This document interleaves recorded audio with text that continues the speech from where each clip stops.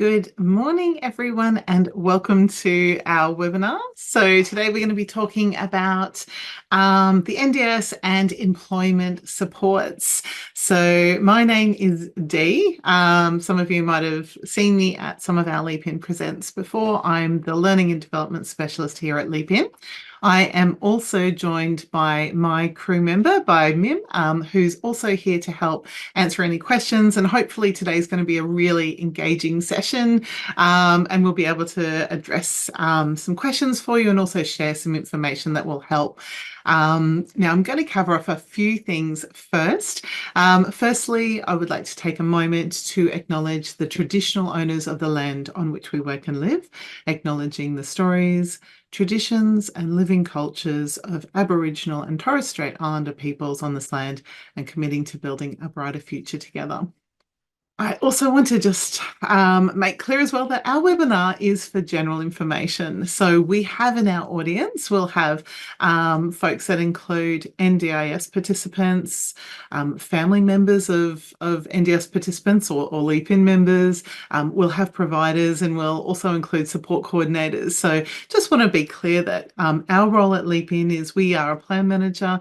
We create these webinars to share information to help our community and understand how to use their plans, and we share information that we have available that is available via the NDIS site. So we aren't really, I guess, very good at providing specific information or answers in your circumstances. So if in doubt, ask the NDIA. I'm going to show you some links on their website as well, where you'll be able to see the information that I'm sharing as well.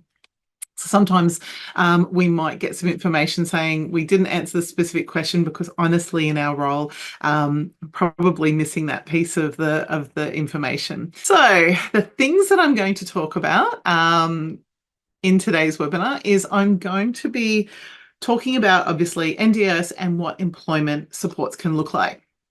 That is going to cover things such as how to get supports in employment, and what other supports can exist that will help people that are looking for work. So we often hear from our Minister Shorten that the NDIS isn't necessarily meant to be the only support in this world of disability that we work in. So I'll give you some information around other complementary supports that are federally funded or available for the person that you're looking to support with in their employment support goals.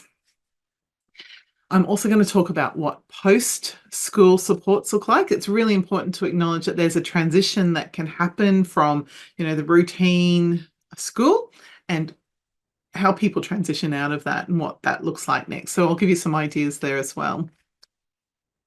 So the reason why we're talking about employment supports is because there is an increased focus. There has been since 2019. The NDIS put out what they call the Participant Employment Strategy. That was looking at the fact that our disabled community is vastly lower in employment participation. So if somebody wants to work, it recognised that only 24% of working age NDIS participants were in paid work, and the goal was really by June last year to see that lifted to 30%. Now, this is information that is available from the June figures last year. You can see that overall, that original goal of 30% was reduced to 26%, but overall the result of 23% was achieved. So there has been some increases in some of these areas, particularly in that 15 to 24, and there's a range of different results there. Certainly when we get to the older bracket, there's probably even some age barriers. And in regards to participating at work, a lot of us right now are sitting at work. Work is not just, for example, a source of income. It can be a source of engagement and connection to others, and your means of connecting socially, building networks, interacting. So it's not to say that everybody necessarily has a goal of achieving employment, but looking at trying to reduce those barriers where they exist to try and build capacity, but also to remove barriers so that way if people do want to find work, that they are able to find work. So I'm going to firstly share a couple of stories. I love sharing stories from my community, as some of you might have seen before. So firstly, let's hear some of the stories because I really want to hear and elevate different voices as well.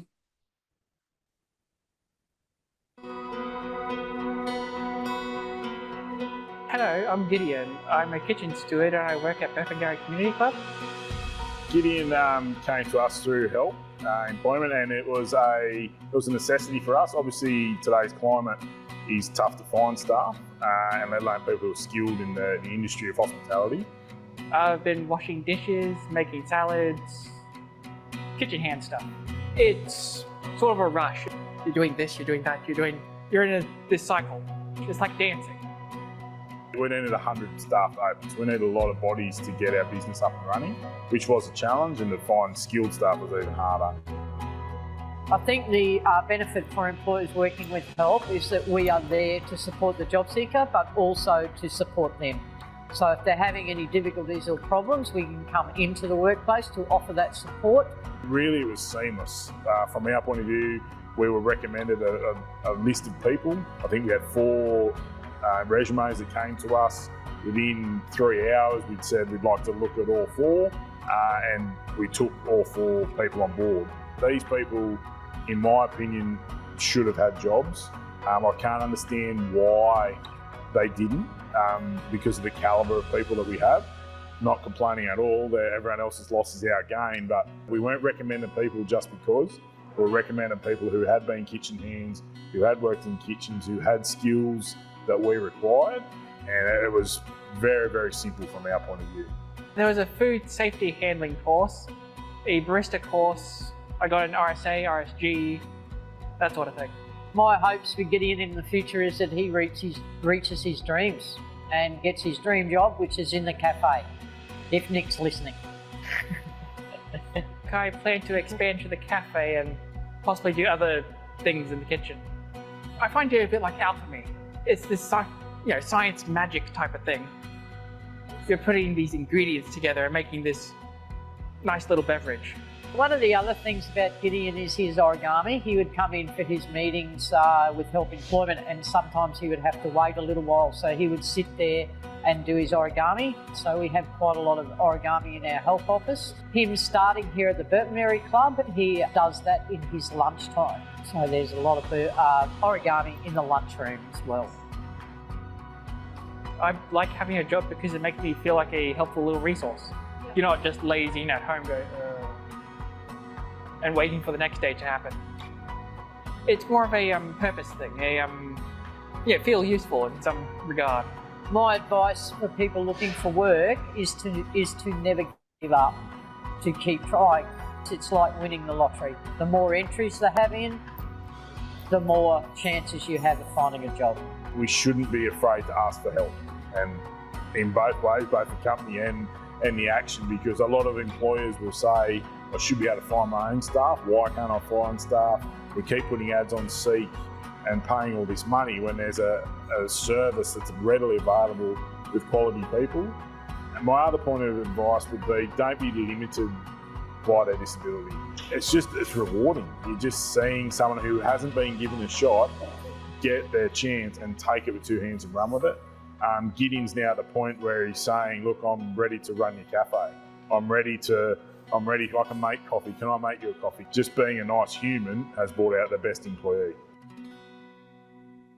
So now I want to acknowledge that that was one of the stories around employment supports that are outside of the NDIS. So there are different employment supports available, which, like I said earlier, can be working hand in hand, and they can touch on things such as disability employment supports, Australian disability enterprises, volunteering, social enterprises, and self-employment. So I'm going to expand briefly on all of these.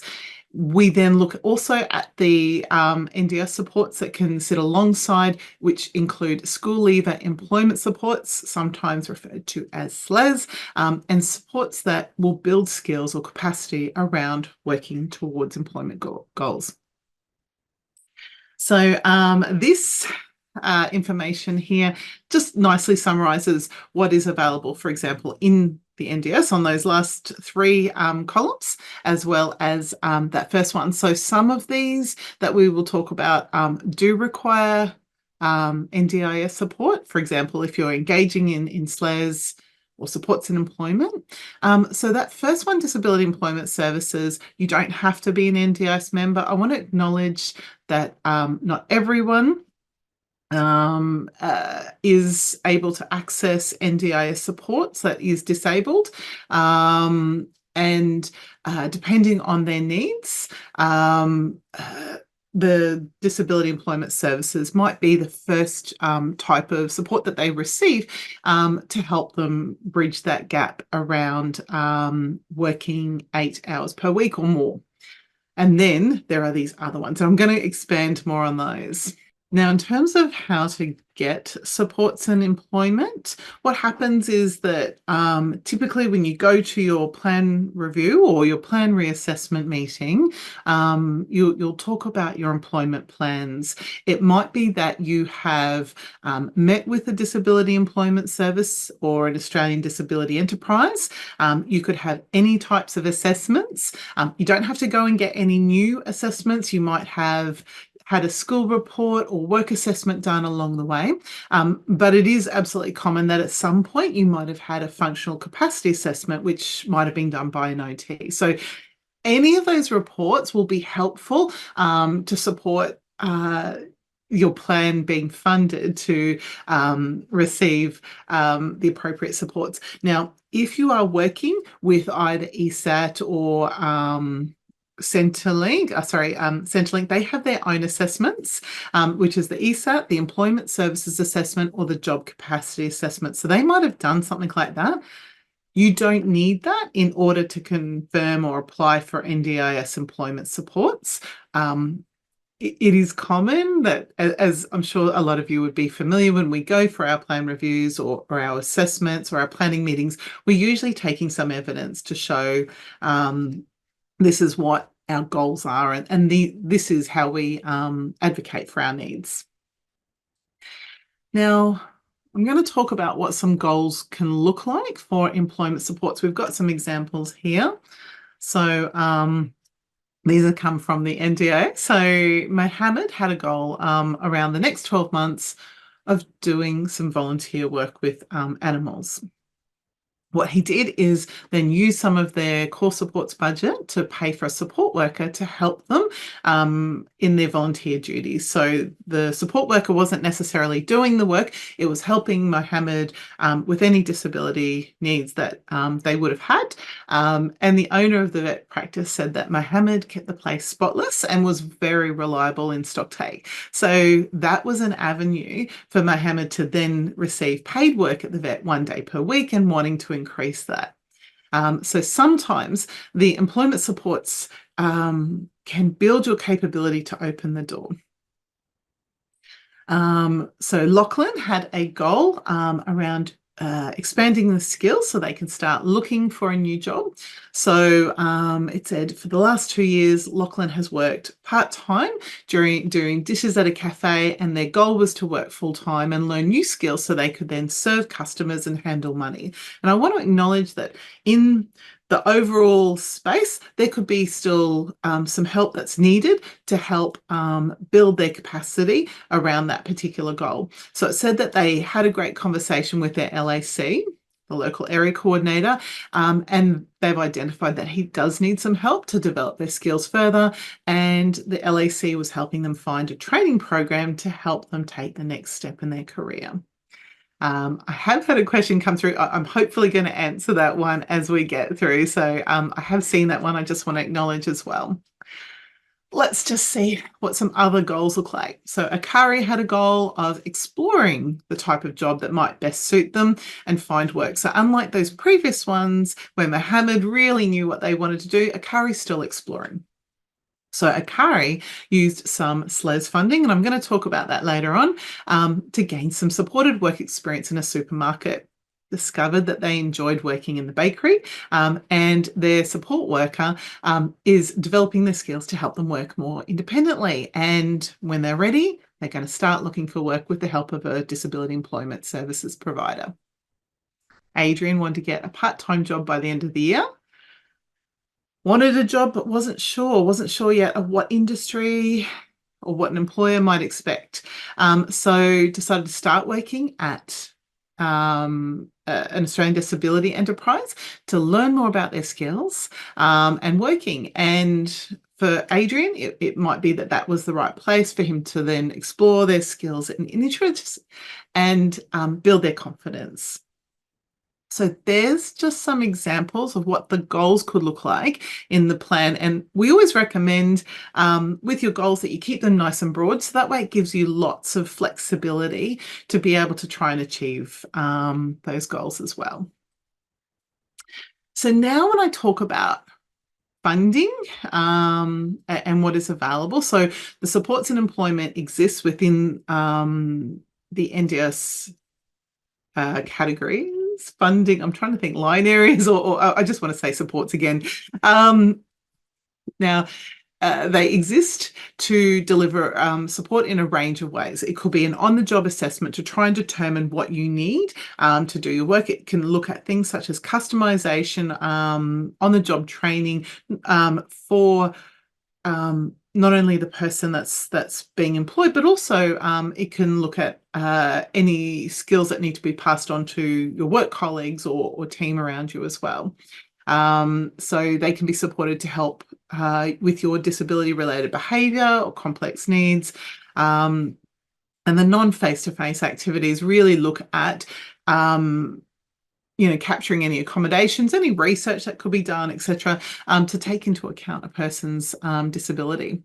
So where they are claimed from is under core, under assistance with daily life budget. There's different areas that can be used for supports and employment. I'm going to talk about some of these. And it says here like supports like managing relationships outside of work, financial, housing issues. They might also impact your overall attendance and your ability to get to work. So they should also be potentially considered. I'm also, before I delve into the individual categories, I'm going to jump back in to the NDIS page and show you where you can find this information. So it's under for participants and over on the right here, finding, keeping and changing jobs. So there are a number of categories that I'm going to talk about, but you might want to explore this page after today's webinar as well. So there's all the different stories, some of the stories I'm sharing, but there's also information there that's going to be relevant to your circumstances. Now, Disability Employment Services is a funded support that's being provided by the government under Job Access to help people with disability find and keep a job. So the support can range from just finding a job to regular ongoing workplace support if needed. It's a mainstream employment service. In order to be eligible to receive support, you need to be able to work at least 8 hours a week and have one of those assessments that we talked about earlier. So sometimes Centrelink will do the ESAT or the job capacity assessment, or just by being an NDIS participant. So you don't have to be an NDIS participant. It's just one of the entry points into it. The difference between disability employment supports and NDIS supports is the amount of support that is necessarily. So someone who is an NDIS participant, one of our members, might require capacity to be built over time. Disability Employment Services is very much at that, we're almost job ready around the support. So NDIS is absolutely available for people with high support needs who need that significant capacity building to be ready to look for and engage in employment. So now I'm going to talk about supported employment and social enterprise. So when I talk about disability employment supports, that first story that I shared about Ronan was an example of this. Now, these are not-for-profit organisations that operate in several different industries, and employees are paid. They're paid by the enterprise under the Supported Employment Services Modern Award. It can help people gain their skills and confidence, as well as the opportunity for ongoing employment. And NDIS helps by funding supports in employment. So we'll learn a little bit more about what this can look like. So James has an intellectual disability and is described by his dad, Ernie, as a lovely kid with good morals. It says that since joining the NDIS in early 2018, it's really been increasingly important to James's world. He hadn't received support previous, but now has his forklift license and is working at an ADE. Receives some support at home to build up life skills. So that's things like budgeting, cooking, probably organising their day. And Ernie, who's James' dad, and this is from the NDIS pages as well. It says that in the past 12 to 18 months, he's changed a lot and he's opening up more than he has ever before because he's going to work. Tiana was diagnosed with autism at the age of 5. Tiana and her family have experienced many challenges and has been getting supports to achieve her employment goals. Tiana really wanted to access employment and is now working 2 days a week at a primary school. I look at Tiana's picture and all I see is the bunny, and in Queensland we're not allowed bunnies. Mum from Tiana is saying that it's the best thing that she gets herself organised the night before and is up early ready to go, and when she gets picked up she's in a happy mood.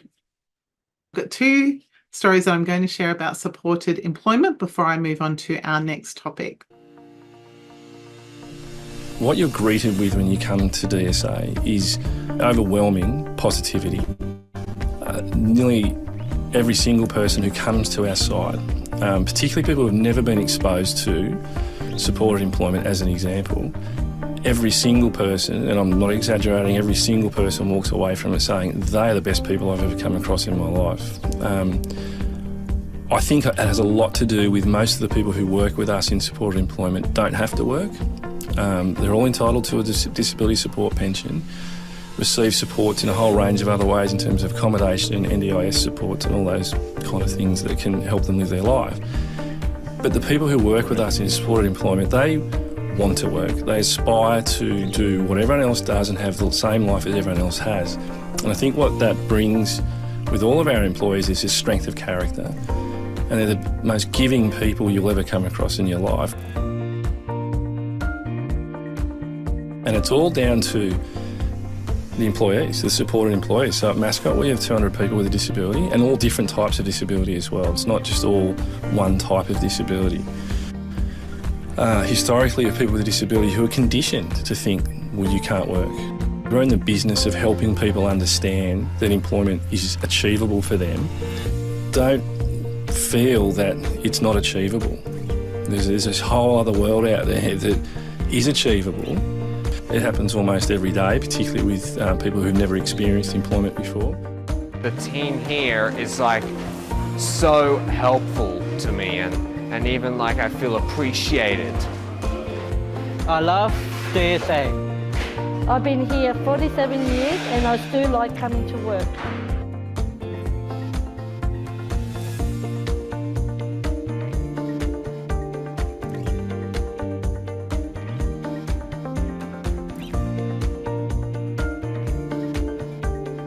And oh God, just one more. Some of you might have met Ronan before.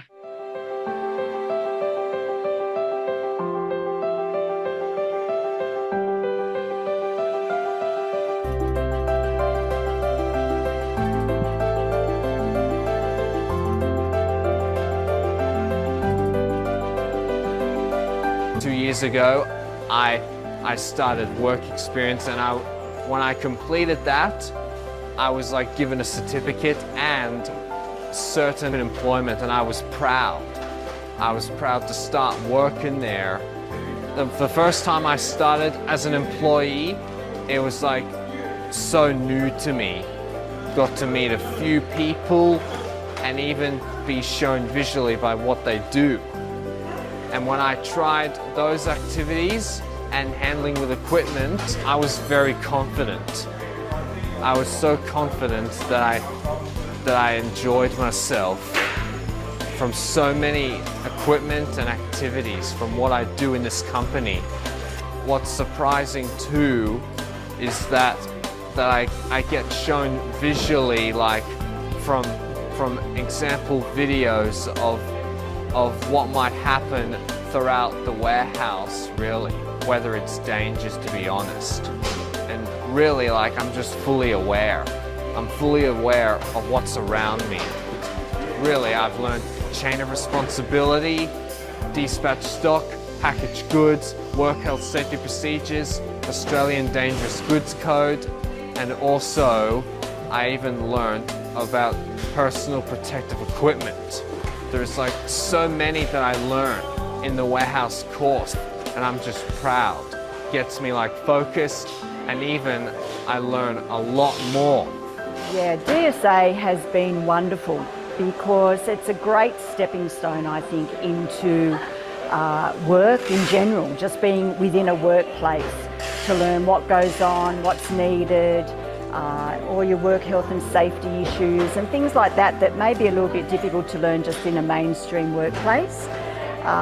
So knowing that he's here, knowing he's got the support if he needs it, if he finds things a bit difficult, and he's got people who understand, it's such a relief, you know, coming from a parent's point of view.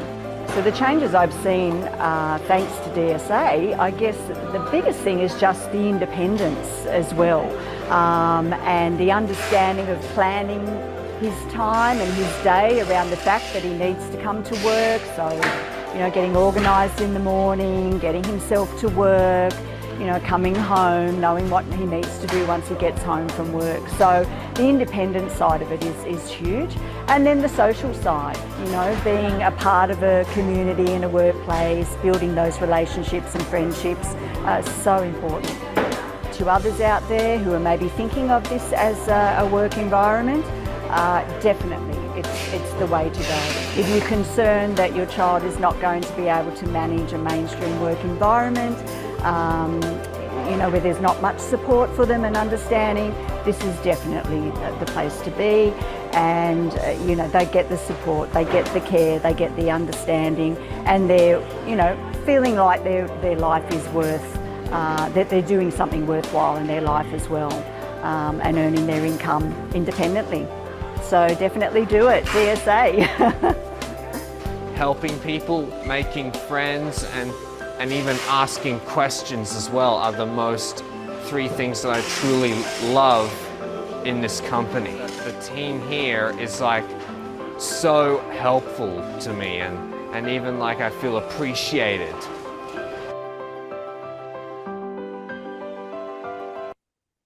Beautiful little story there. So some of you might have, I think it was Love on the Spectrum that Ronan was on previously on ABC iView. So that's your Australian Disability Enterprises. So now I'm going to talk about micro enterprises as well as self-employment. So the NDIS funds supports that are related to the member's disability if needed. It covers a couple of areas. So in terms of capacity building, workplace assistance can look like that exploration part. We heard from, you know, some examples of people that are not quite sure yet of what they're looking at for work, and also looking at mentoring to understand roles and responsibilities of operating a small business. Also, somebody requires ongoing and frequent supports. You know, if we think about those tasks of daily living, which we often see funded under core, so it can look like a support worker, absolutely that would be covered as well. Now, it doesn't cover the costs that everyone incurs in establishing a business. So it's not equipment that any employer has to provide for legal or business needs. It doesn't cover sort of business registration costs or any other equipment to start up a business, or general training that's required for, you know, your employees to know how to do their job, or anything that's already been provided by a disability employment services provider. So remembering that if there is a federally funded category already, like job access, if they are providing support, then the NDIS doesn't duplicate those supports.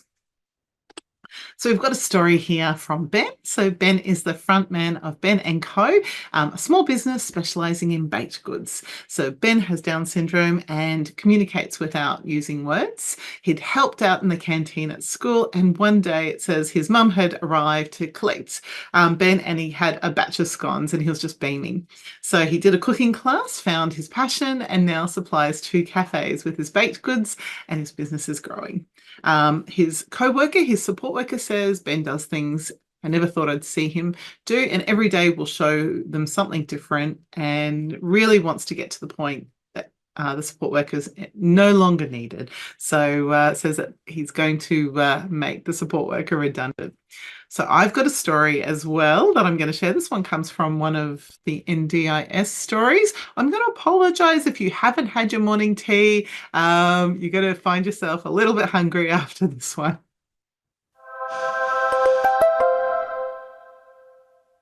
Hi, my name is Alex. I am 42. I run Alexander's. I sell cakes on Facebook. I make cakes. I make biscuits and camouflage.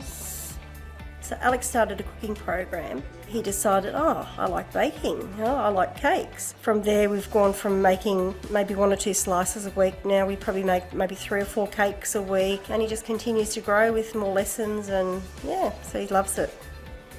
I'm Karen, and I come and help Alex make cakes for his business. I help Alex with anything from baking to decorating. We do cookies, cupcakes, full cakes, get anything done that he needs for the week. Having the NDIS has just worked out so well for Alex. It's just made his life better. Alex has a work experience package, so he has 6 hours one-to-one. So Karen came in and she's just fitted in beautifully. Yeah, Alex and we work together really well. We're a great team. So when I first started teaching Alex, he was a bit quiet, but the more we decorate together, we've got a bond, a bit more laughing and joking goes on, takes the mickey out of me, so yeah.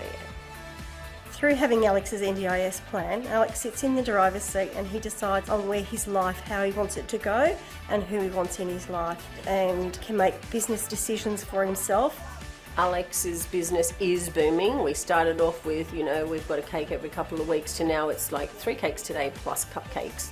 The goal is that Alex has the best possible life that he can have. It's worked really well for Alex, the NDIS. He's just thriving.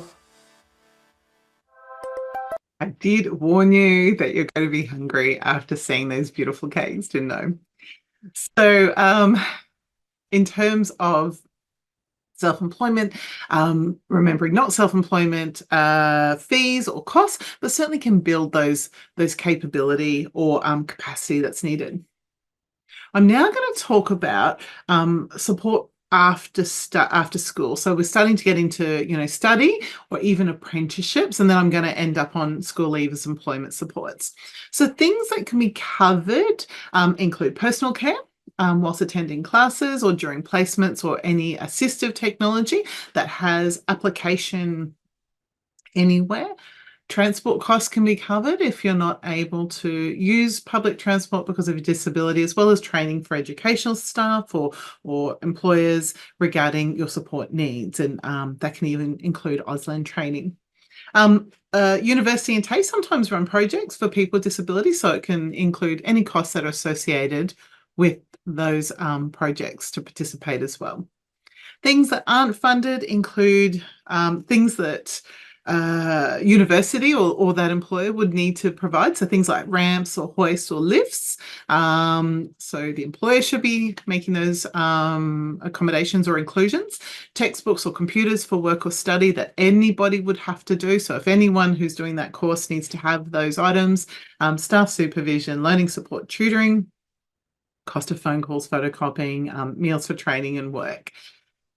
So now we have a story, and we're going to talk about some case study examples. So this one's again come from the job support information from the NDA. So our members are 18 years old and has spina bifida, completed school and is undertaking a science degree at university. Her dream job is to work for CSIRO as a medical researcher.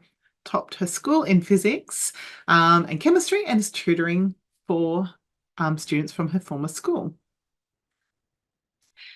What their funding might look like is that they've got lots of funding in different areas. So they still have their capacity building to help support their disability needs. They might have podiatry or continence management to support their disability, assistive technology in their wheelchair, as well as core funding, which can look like, typically we look like support workers to help them with daily life tasks.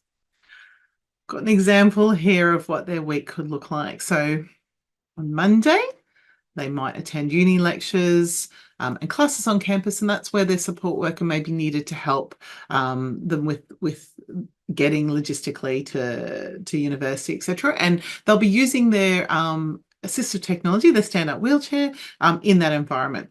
So all of that funding for the support worker would be covered under what's called assistance with daily life. Throughout the week, we can see that we're not necessarily using NDIS supports. They might be doing tutoring at home in an environment and perhaps don't need any support there. They might be attending lectures on Zoom. I mean, online learning is being incredibly beneficial for accessibility needs. They might catch up with friends on the weekend. And again, depending on their needs, if they needed the support worker to help them assist, they'd be utilising that. But you can see that's really just looking at Monday as that day where they need their help. So everyone's circumstances are different. So everyone's week will look a little bit different. I'm now going to talk about supports that might be available while still in school. And I saw that there was a question earlier around what school leaver supports are. So hopefully this is going to answer some of those questions for you. So with school age supports, it's really a good idea to start thinking and talking about it ahead of time. So the longer that you can plan, we can then understand what are the goals. So are they planning on studying or are they planning on working, and how are we going to get them to that point? And do they need help building their capacity to do that? It could be something as finite as communication skills, learning how to read timetables, catch buses or transport, or get yourself logistically to somewhere. That could really be a task that could take some time to build. So school age supports are usually put in place for a period of up to 2 years, and they're reviewed as you progress towards your goals. So one way you might start thinking about what happens after school is start thinking about your preferred interests or activities. What are your favourite things? What are the things in your life that spark joy? That might then open up future work or job paths. So if someone delights in getting outside and getting their hands dirty in the garden, exploring things such as garden work, so retail work in a nursery or landscaping might be the way to go. Compared to someone who really finds that presents a lot of challenges with sensory, or they don't like, interacting with nature, probably not a great direction for work. So think about your interests as some idea to give you that direction as well. Things that you might be looking at to build your capacity is learning to safely access community, learning to engage with others, independent travel training, how to understand how to manage your budget, how to explore what money is, exploring what work means, and building those skills for work, developing a plan for how to do that. There's lots to think about in that post-school life. What jobs do you want to try?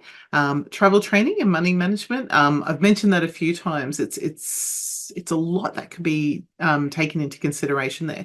And sometimes avenues such as work experience or even doing community or voluntary work might be a way for you to think about obtaining work before you've made the leap. So it gives you the opportunity to go and try something in a few different places if you need to. So that way you can figure out if this is right for you. Even looking at part-time or casual work before full-time work, doing any courses, as well as addressing things such as understanding what personal appearance and grooming can look like, having a positive attitude about leaving school and exploring the world of work. So it's a lot, really. So we've got a couple of stories here I'm going to share. So Daniel's story is that he started doing work placements when his mother was involved and approached local businesses and started talking about his goals. He had received an award from Rotary, a Pride of Workmanship award from doing work experience, and was using SLES school leaver employment supports to help him in his goals. So his mum said that there were several barriers, including employers were being concerned about behaviour or training needs or insurance and policies. But the ones that have really embraced the school leaver employer support said that he's a great team member and they've really enjoyed seeing him develop his workforce participation skills. We've got an example here of a member being 19 years old with Down syndrome and has completed the school and life skills high school certificate. Has done some work experience placements, so a number of those, but hasn't had part-time or casual work yet, and would like to be more socially active, build work skills and confidence, work on independence around travelling and learning to manage money before being ready to work. So again, their funding is going to be what's appropriate for their disability needs. So they might already have some existing capacity building funding, which they might be utilising speech pathology to help them with communication, and as well as core funding across a number of areas. There might be some funding for assistance with daily life, as well as accessing the community, social and recreation. I'm going to talk to you about what their week can look like. A little bit of a different week from what we saw earlier. So this might involve working with a job coach, either one-on-one or in a group setting to build that capacity. And they might be using their SLES support there. And you can see on Tuesday, they do drumming lessons at a local school, and then later on the day goes to the gym with dad. Because they're everyday activities, they don't need to have support from NDIS in those examples because family perhaps are there or dad's providing that support. Back with the job coach. So the job coach is happening a few times of the week. And then sometimes they're also doing some interacting with the community and going to a group with a support worker around music, health and fitness. And then on Saturday, they're going to a filmmaking course with other young adults with intellectual disability. And they go to a rugby league game with a local provider and a group of young adults. Again, giving them access to interact with others and make friends. So that's just one example of what their funding could look like. And it's got activities that are both around building capability around employment, but also the interacting with others is also happening hand in hand as well with those social opportunities. Here's a different member who's 18 years old with an intellectual disability and is about to leave school and is currently in year 12. They like to be at home and they like to be at school and doesn't access the community except for walking their dog and going to a local cafe for a milkshake. And it says that they need assistance to do this. So for them, they're actually quite anxious at the thought of leaving year 12. It's a change to everything that they've known. So they might have been potentially at one school, one environment all this time. So what it could look like is in the last 3 months of school, they might be working with a support coordinator. And again, their funding could have some capacity building, which they'd be using as to what their disability requires, as well as some of the core funding. So we're not going to be jumping into the school leaver employment support like we did in the last story. This one, we might be working with providers to just engage with others and perhaps explore some vocational activity. So it might have a slower approach, a more gentle approach for that member to be comfortable. It shows here that they've got some funding there for their support worker who helps them when they need to do their tasks such as walking the dog and engaging with their community. They're spending time with family, but really it's around, I guess, building that structure of what new social supports can look like and exploring those vocational activities. So it doesn't appear that this person is really ready just yet to go and find work. So that can take time. Now I do have a story I'm going to share as well. And this is an example of the different school leave employment supports that are available.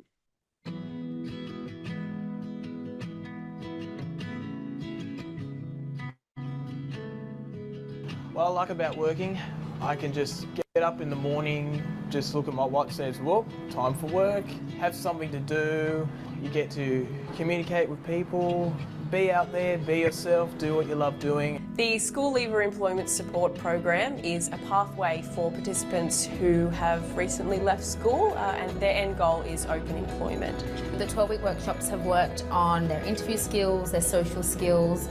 It's also focused a lot on their employability skills as well, so writing resumes, cover letters. We've really highlighted that their autism and their exceptionalities are an asset, and the workshops have sort of helped them realise that. The skills that I've been working on is like maybe a little bit about mindfulness, more about work placement and how everything goes on. Like I've learned stuff in more detail. Well, first one would be organisational skills, making sure that I have everything that I need for each sort of workshop, but also time management and travel skills. Being able to have that goal in general is at least the first step when it comes to being able to form a good habit. We have a whole range of businesses involved. We're really led by the interests and the career goals of the participants. So we have participants in internships in animal hospitals. We also have some in architecture firms. We're really sourcing opportunities that the participant is going to be interested in, not just for the program, but also long term. I repair all defibrillators, medical equipment. I also work out on drug defibrillators and identify medical symbols to put them on appropriate machinery. I like the equipment, I like the tools. People are good. I've actually learned a lot of new things about some machinery, equipment and symbols. Aspect Capable has co-produced this program by incorporating not just feedback from participants themselves, but also from families and employers. So the three elements, the mentoring, the workshop and the internship, all coinciding to produce a really thorough 3-month program. I think it's been absolutely amazing for Samuel. Yeah, absolutely amazing. Over the last 12 weeks, I've actually seen a lot of the participants share their experiences with each other and form really great working friendships and real life friendships as well. At the very least, an excuse to get out of the house and be able to experience and do something I otherwise wouldn't go out of my way to do. So again, just some more stories there around different providers that are doing different things. So trying to find a school leaver employment support provider local to yourself. There are some tips. The NDIS has created this worksheet, and what's recommended is to do some research. And a lot of us might be doing online research or going to employment expos when you have the opportunity. Sometimes there's presentations you can go and attend, and also asking others in your community about who have you used, have you heard anything, is there any other organisations that are local that might be helpful for my member that I'm supporting, my family member.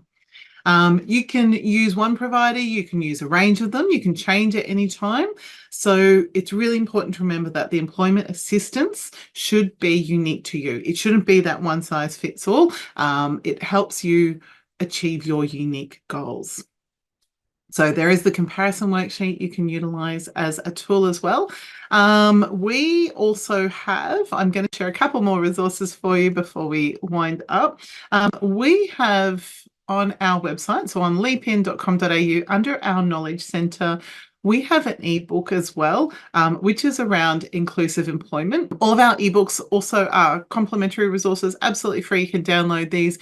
And we, as a community at Leap-In, we absolutely call on other organisations to help create a culture of inclusion in the workplace. I'm really proud to work for an employer that openly employs folk with disabilities and invite other organisations to try and help these goals of lifting our community in employment opportunities where they need to.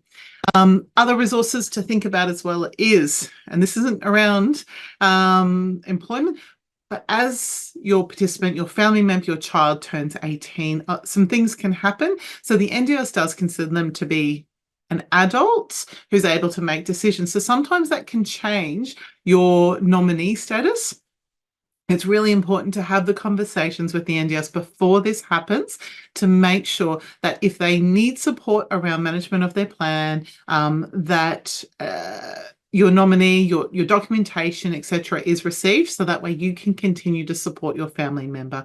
Sometimes we hear from families who are in this position, it can be a little bit distressing as well, to all of a sudden find that correspondence or information isn't able to be provided. So remember, before your child turns 18, to be in touch with them to make sure that that information is updated. I do have a number of Leap In Presents. I've got a whole series of them. We're working on more content all the time. It's really important for us to be able to share information with our community, so that way you understand more about what these supports can look like. So hopefully that's been helpful. I can see quite a few thank yous coming through. It's been wonderful to have you here. If anyone does have any more questions, let me know. Otherwise, by all means, you can finish for today as well. And maybe after seeing all those cakes and biscuits, go find yourself a delicious morning tea.